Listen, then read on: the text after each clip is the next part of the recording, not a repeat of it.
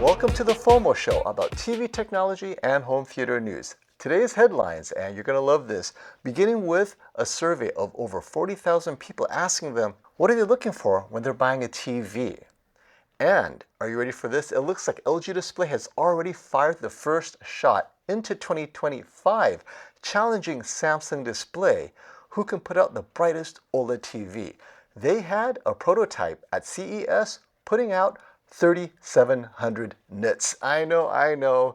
I'm eating crow. I was the one that announced OLED can never hit 4,000 nits. And I tell you, it looks like they will, but it's coming out next year. I know, right? Already. We're barely starting 2024, and I'm asking you to wait until 2025. But 3,700 nits. Chirag, Samsung Display, you've been warned. All of this and oh so much more on today's Fomoshow. And today's video is brought to you by Whokeys. Trying to build a PC on a budget but don't know where to buy your Windows 10 software on the cheap? Whokeys to the rescue. Use my code SF20 and immediate discount. At the bottom of this order where it says code card, to the right is the product key you need to activate Windows. So copy this long number, then go to the Windows menu and click on Settings. In the Settings menu at the bottom, select Update and Security. Select Activation, then select Change Product Key, paste what you copied from Whokeys, click Next, click Activate, and you're done. You can download a copy of Windows 11 Pro with my discount code SF20 and bam! The 2024 TV review season is upon us and this Fomoshow kicks it off. 2024 TVs this year I think have some paradigm shifts, but the question is, do these paradigm shifts, breaking new boundaries, does it fit in with what consumers want? So the best segue into that topic is this headline on the elect. The market research company Omdia analyzed consumers' TV purchase points. Basically, you the consumer, what's most important to you? Ranking it in the following order, beginning with the most important consideration. Smart TV features. We're talking things like, does it have streaming content? Is it easy to navigate to get to the streaming content? Maybe suggested content? Next would be the size of the screen. The larger the screen, I guess, the more important it is in the purchase process. Or I guess if you're in Europe, the smaller the screen, the better. Just joking, Europeans. And then next up is whether it's 4K, and then energy efficiency, the brand, brand loyalty. Certain brands are more popular because you're loyal to that brand. And then OLED appears to be last on this list. But I thought about it. I go, this is very important. And I want to dive deeper into the survey. First, the survey was worldwide. Specifically, each region, I think, may have had a different response. Next, 40,000 participants. So I think that's pretty significant, but 40,000 over the world, that tells me that maybe for my viewers, the relevance would be USA, North America, then Europe, because a lot of the TVs sold in the USA, not sold in Europe, and vice versa. So let's dive into it. Let's go to the Omdia website, and you'll notice that in the breakdown, the responses are slightly different, sometimes significantly different. We'll begin with the USA. Most of my audience is here. And if you look at the most important consideration for USA American buyers, it's not so much that smart TV is the most important, but it's how large the screen. Check it out. In the USA, screen size is slightly more important than quality of smart TV function. And when we go to quality of smart TV function, we're talking about how easy is it to navigate? How easy is it to find Netflix or Amazon or Disney Plus, right? But in the USA, large screen size is a bigger, excuse the pun, a bigger consideration than the quality of the smart TV function. Yet in other places like Brazil and Mexico, the quality of the smart TV function trumps everything. But look further down. OLED screen, meaning is OLED important to you? In the USA, this is pretty weak, right? Most important, large screen, and right up there, quality of the smart TV function, the UI, the UX. Then comes whether it's 4K. Then comes energy efficiency. Then comes brand loyalty. And then lastly, the OLED screen. And then this kind of supports the theory, maybe being OLED isn't as important because LCD, mini LED TVs, for a similar price have come close enough that they can deliver close enough image quality, but at a much larger size for the same price. And Ha, look at this. Good for gaming. Good for gaming actually trumps whether it's OLED, whether it's an attractive design, or whether it's HDR capable. This is uniquely USA. But what does this mean? Like, taken into the context of what we're talking about. Americans, or people in the USA, I know Canadians are American, I recognize that, but let's say USA specifically. Size is important, and if you notice, they're bringing the largest sizes to the USA for a reason. 75, 77-inch is becoming the new 65-inch, especially as you're sitting closer. You're getting more of that immersion. Or you don't change your seating distance, but you get a bigger TV. Worst still for OLED fans, as prices of quality mini-LED TVs at the super large sizes, 85-inch or more, matches the smaller OLED sizes, let's say 65 to 77-inch, the prices don't change. You're still paying the premium, but the quality of the mini LED at a larger size, that is what trumps the image quality advantage of OLED. And you see it in the survey. OLED screen, not so important among USA buyers. The brand, the energy efficiency, whether it's 4K, quality of smart TV function, and large screen. Now, the second thing I want to address is the quality of the smart TV function. Now, in my opinion, the easiest UI user experience to navigate is the Roku format. I like it. I think it's great. I would give it to my parents, grandparents. This is a very easy UI to navigate, and this explains why Roku TVs is the best selling on Amazon right now, which shocked the heck out of me, right? Roku's QLED Roku TVs are Amazon's #1 best-selling new TVs. But is it because it's inexpensive or because it's Roku? Now, the price is pretty compelling at around $599 for a 75-inch. You're getting size, you're getting a great price, and it's Roku. So this is the best of all worlds. So it makes sense that people are loving it despite its image quality definitely falling short of better TVs. But this drives me to a larger conversation. How important is the operating system if it's ease of use that you want? And this is why Panasonic has switched over to Fire TV. So many of you Panasonic fans, right? You're saying we love Panasonic because they haven't sold out to Google TV or they haven't sold out to Roku. Well, they sold out to Fire TV. And it makes sense. Last year, the #1 criticism of Panasonic's flagship TV was its very dated operating system, right? The UI experience was not great.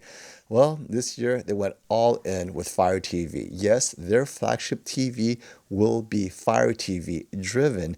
And frankly, I was a little shocked because I thought Roku would be the choice, but they chose Fire.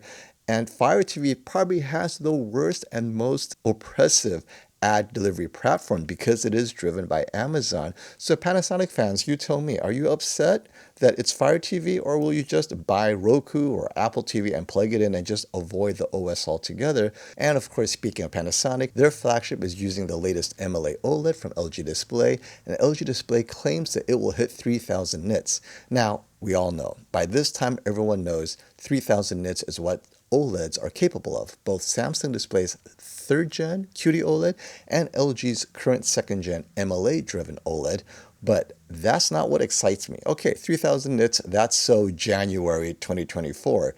We are now in February 2024, and you know what is going to be important? Waiting for 3,700 nits next year. I'm not trying to drive FOMO. I'm not trying to drive a wedge into your dreams of an LG G4 this year or even a 2nd gen QD-OLED panel TV. But as I say, waiting, you're going to get a better TV. And those who wait until 2025 will get a 3,700 nit capable LG OLED. So in this article, if we scroll to the bottom, right, even though it talks about the Samsung display, it does mention LG display at the bottom. And here is the most relevant part of the article. LG display also exhibited a WOLED prototype with a maximum brightness of 3,700 nits using a 4-stack OLED design scheduled to be released next year. That's 3,700 nits on WOLED, 4-stack design. So if Samsung Display did the same thing with their QD-OLED, make it 4 stacks, guess what? In no time, both LG Display and Samsung Display will be producing nearly 4,000 nits. Give them another year or two, they'll perfect it. And everyone, this is before adding blue phosphorescent OLED. If you add that, Then by 2027, I believe 4,000 nits will definitely be a thing.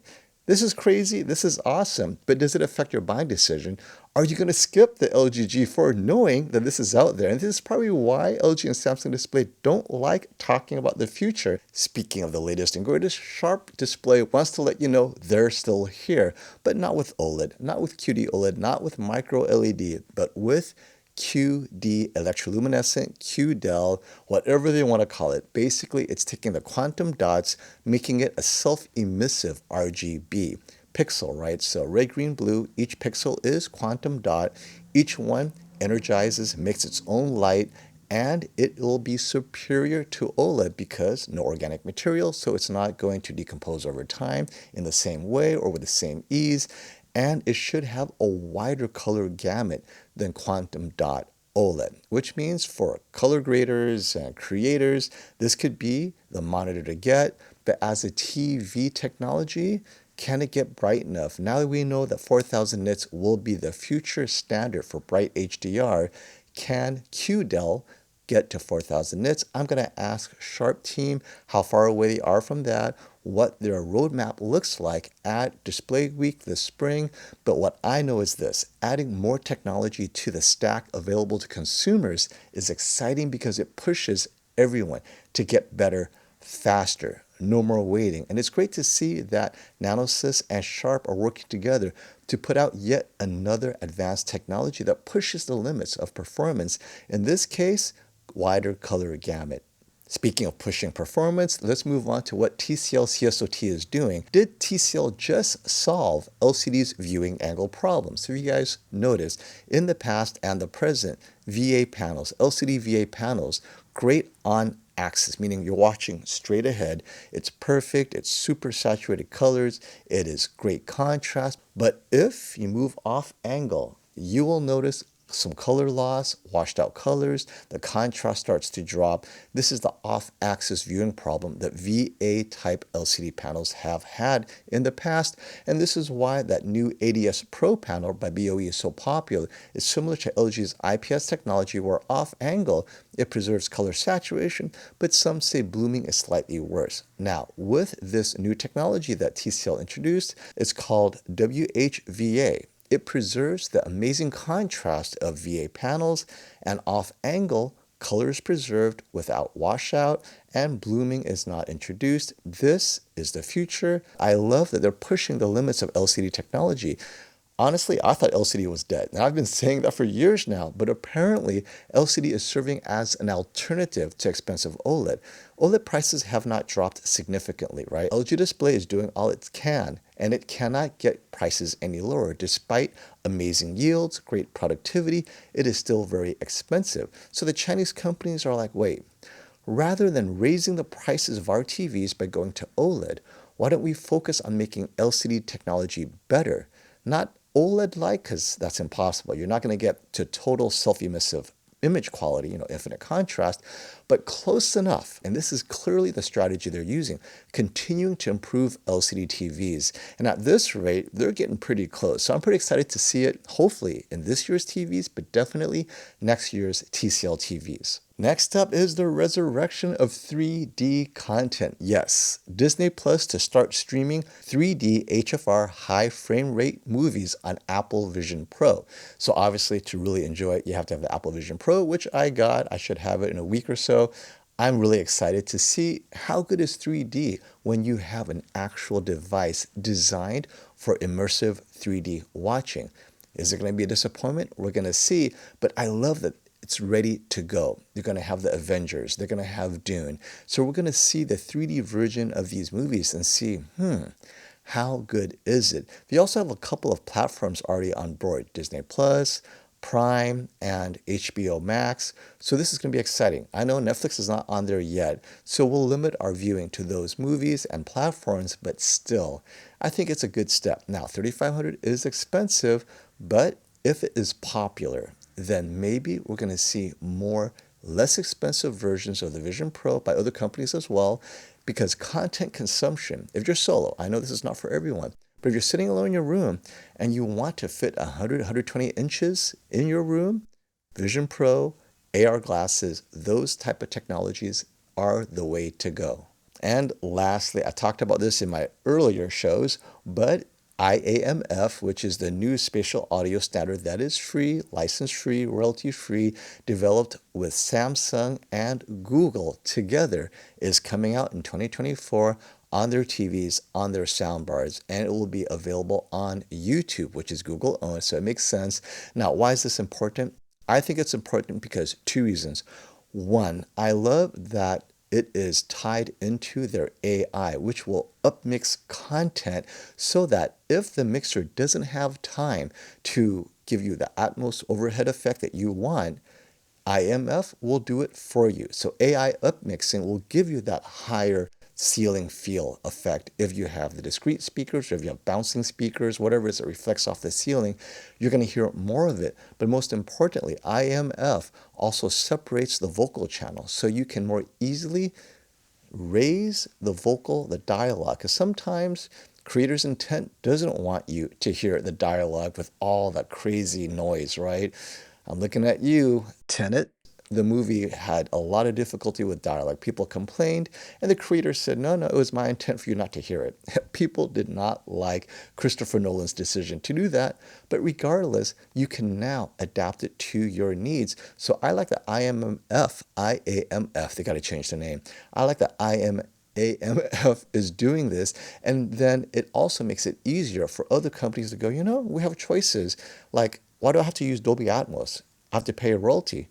This is free. Why don't I just use that? So over the course of the next few months to years, once Dolby Atmos recognizes how easy this IAMF is to use on the post side, meaning it doesn't have to be the creator who does it. It's on the TV side. It's on the soundbar side. You click a button and things change. You could have creator's intent, or you could have AI-driven immersive audio.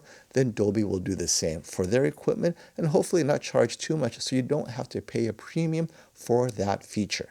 But you tell me, is AI-driven features something you're looking forward to? On the visual side, the video side, right? AI will help sharpen, upscale low bitrate content, make things that are hard to see because of sketchy internet connections, make it better, or upscale 720p or DVD or cable, make it a lot clearer, even though the creator's intent may be something else. But you know what? Your internet is so bad, what do you care? You just want it to be clearer, and AI will do that. And audio, AI-driven audio will make things more exciting. Overhead effects that wasn't meant to be there, well, now it's there. Are you into that? Let me know in the comments below. Until next time, stop the FOMO. That's what I'm talking about. Wait! Okay, now, from the beginning. Hit it, boys.